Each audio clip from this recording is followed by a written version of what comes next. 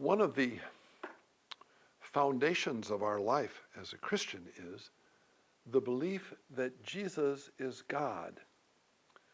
Now, for us who are Christians, we can come and say, okay, well, yes, I believe that. And yet sometimes, because we live in a world in which belief in that is very difficult, we need to start stirring up and clarifying, what does that mean for us? Jesus is God. Sometimes we might think of, first we have God the Father, and of course we mean that that is God the Father. But we also believe in the Trinity, and we believe in Jesus the Son is God, and we believe that God the Holy Spirit is God. Three persons, one God.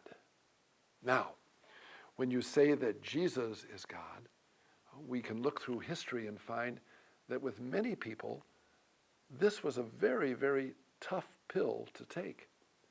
There were people called Arians.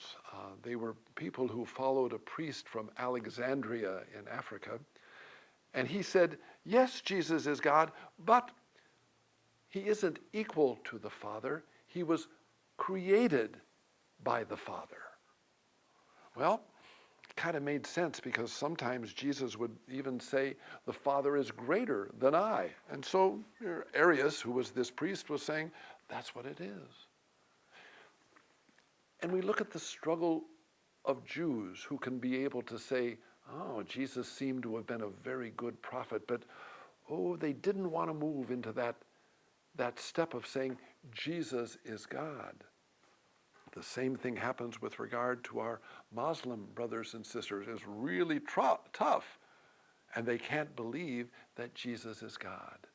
Well, I am asking you to think of the readings today, both of John and of Paul, and renew our faith, not as a way of trying to put down other people, but to start to convince ourselves more and more of the truth of the divinity of Jesus, and letting that color our prayer life and our confidence that Jesus is God, the Father is God, the Holy Spirit is God, but there is only one God, even though that seems a contradiction.